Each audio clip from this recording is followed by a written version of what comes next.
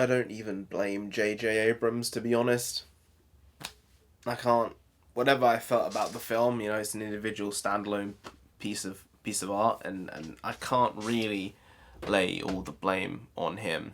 I'm not gonna do a spoiler review here. It's gonna be completely non-spoilers. You could watch this review and walk into the film and have your experience not be tainted at all. I mean, it's not a great film, but it's not terrible. So I'm going to do a full spoilers review later, but this is specifically no spoilers. So I'll start off with the elephant in the room. As I said before, JJ, he couldn't save the film. He couldn't save the franchise. I'll say that. Because Rian Johnson just did too much damage with The Last Jedi. He couldn't retrieve an ounce of it back, I mean, he tried, he clawed, he did what he could to try and get fans, I think, to like this film. Because critics are just panning this. It's got like 50% on Rotten Tomatoes, and, think of what Rotten Tomatoes what you will. Some people view it positively, some people view it negatively at this point. But critics are not loving this film because he tried to make it specifically so fans would like it. I do feel he did try to do that. But the way he took the film, there was nothing there which I felt was, new in a good way or harkened back to things in a positive way. It was sort of just a bit flat. And that, the fan score is relatively high. It's in the 80s. So the general fan, I guess, is enjoying this, which is good. I'm glad that people are finding enjoyment out of it. But I sound like this film is bad. Like, I'll be clear, it's so much better than The Last Jedi. Way better than The Last Jedi. As a film and as a Star Wars film, it's better in both regards, okay? But it still isn't a good Star Wars film. It's not. It's not. And as I said, I don't blame JJ for that. I think it's a solid film. Like, if I was to just give it a score as a film, it's like a 5.5, 6. Like, it's fine, it's passable. I might rewatch this. I think this has more rewatchability than The Force Awakens and The Last Jedi. Because I've only seen The Last Jedi like 1.5 times. I've seen The Force Awakens 2 or 3. Definitely my least watched Star Wars films ever. Rogue One I've seen multiple times because I think it's a really good film. Han Solo never seen. So I don't really qualify that. I don't count it because I haven't seen it. What do you want from me? But I think this has rewatchability because there are good aspects to it. I mean, the score was good. We'll start with that. The score was really good. There were some unique looking shots as well. Stuff you hadn't seen before, I think, in my opinion. As well as some crazy shots which just didn't work. But there were some interesting things there as well. Other than the score and that, the acting was okay, I guess. I mean, the bad. There was so many things wrong with this. I mean, the writing was really, really awful. Like, this is probably The Last Jedi was badly written as well, though. This is the thing. This was really badly written. It felt like at times like a 4-year-old had written it. And the opening crawl was so shoddy. It was so shockingly bad, that opening crawl. It blew me away just from that. Reading it, I was like, I'm in for a ride here. This is absolutely ridiculous. But the story as well just wasn't good. The story itself wasn't good. And JJ was backed into an actual corner. He was against the wall. He was like, what can I do here, lads?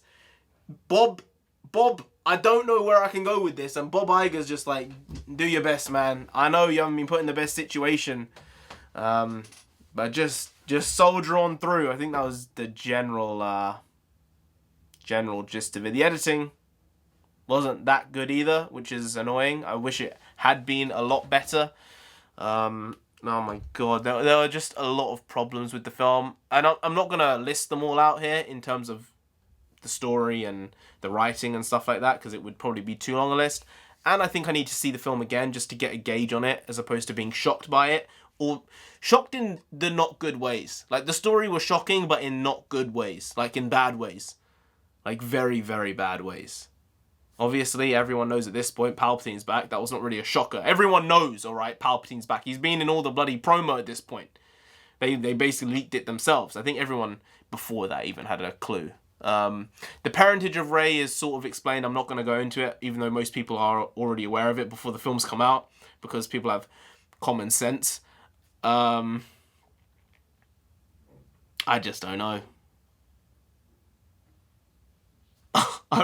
I don't know what to say here, because I wish in a way JJ had the chance to direct the entire trilogy at this point. You know, he did one, he left it in a place where there were so many options open, like everything was open, the world was open. Seven, it wasn't a great film, and it didn't really add anything new to Star Wars in my opinion. Like, there was nothing new about 7 in my opinion. But it gave you a launching pad to do whatever you wanted with the franchise, with 8 and 9. And Rian Johnson just bloody stabbed the franchise in the back. And JJ basically pulled the bloody knife out and was just looking like, I guess this is the best I can do.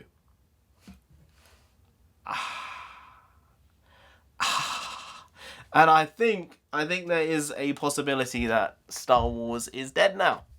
I think so. Mandalorian looks good, but I don't know if I even want to watch it, you know? I think maybe I've just grown up a bit.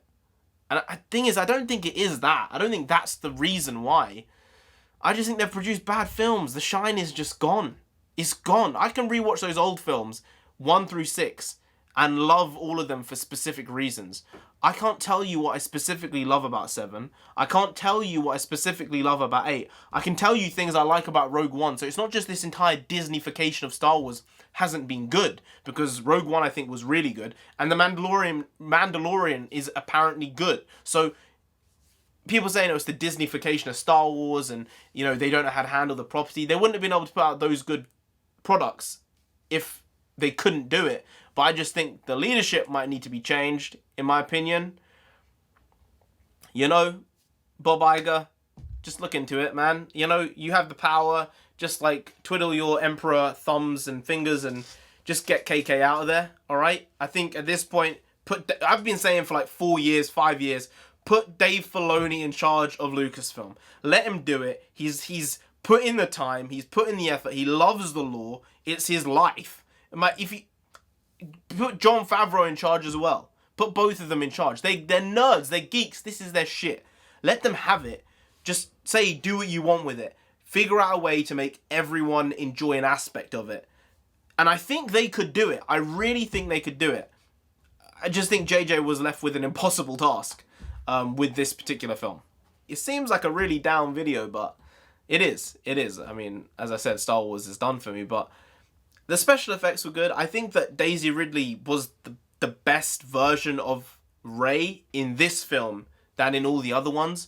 But she still wasn't a good character. Like, she still wasn't good. She was a better version of a character, but there was a lot missing there. Poe was sort of brought back a bit to the Poe from The Force Awakens, which I loved, but there was still something off because of the way he was treated in The Last Jedi. Even though there was a sense of that original feeling in Episode 7 to him, Finn was honestly a bit meh. I wanted him to be good, and he was just... It was like he was there. He was present. I mean, yeah, he was present. A lot of side characters. They do a lot of nonsense with the Force. I'm not going to go into it because it will just piss me off. But, yeah. It's shocking. It's so bad, the stuff they did with the Force in this film, man. Oh, my God. Oh my God, oh shit. I just thought about the ending again, like the multiple sort of endings. I had like a one ending, then another ending, then another ending.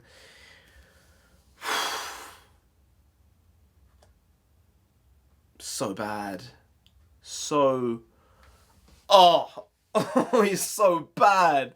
Why was it so bad? Why? You could have done so much with this. There was everything available. Everything was open. And I'm not joking about here. I'm being serious. If Lucasfilm or Disney gave me 3 or 4 months to storyboard episode 8, a 9. I really think I could have done a better job than what was given. Like I said, 7 was there. It was a jumping off point. There was unlimited possibilities. I think I could have created a better story with the characters given in 7 than what was given to us in 8 and what ultimately led to 9. Like, I don't think 9 is going to affect J.J. Abrams at all in terms of his filmmaking career and the things he chooses to do in the future, because everyone is aware of what happened. And I'm glad in this film, J.J. basically takes swipes at and slaps Rian Johnson's The Last Jedi with a wet fish in this film. Honestly, it's genuinely a bit shocking. It's a bit mad how much wet fishing there was going on. I don't know if that's the term, but there was a lot of wet fishing going on. And I loved it to an extent. It sort of made me chuckle. Like, I was going to say something spoilery there, but there's no spoilers here. I'll do a spoiler review tomorrow, like an actual review. This just feels like a rant, but not really a rant because the film wasn't terrible. It just felt like they were trying so hard to get everyone to enjoy the film by throwing things in there from the past, by doing these new things which tied into the past. And I think at the end of the day, it's going to come back to it again. Episode 8 was so divisive and so bad that this film, it was almost an impossible task for it to be good. I walked out of the theatre and there was this couple walking beside us, and the guy was like having a fit. He was probably like 30 years old, like 30 plus. Like, it was chill. But he was like, this just doesn't make any sense, all right? And that, I think, was the general vibe. Like, people, like 4 people, I think 3 or 4 people probably clapped in the cinema when it was finished, like, woo! And that was it. Now, that isn't really a thing in the UK, clapping in cinemas. Like, it's becoming more of a thing because it's a thing that's done in America, apparently. I remember going to America and watching Mission Impossible Rogue Nation in 2015 there. Was it Rogue Nation? Maybe. I can't remember. Mission Impossible 5, I think. Ghost Protocol was 4, yeah, Rogue Nation. And at the end of the film, everyone stood up and started clapping like it was a theatre. Like we were in a theatre production. Like, that's what you do in theatre. But they were doing this for film. Americans are weird. It's just what it is. And it's coming over and becoming a regular thing that happens here for big budget tentpole films.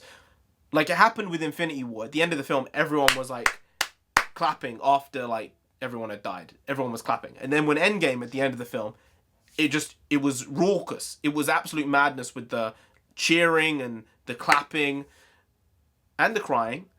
With this, lovely. I love when the doorbell rings. With this, there was none of it. It was just blank, mellow. There was almost no emotion because I think it's sort of become a paper franchise. It's a bit heartless in a way.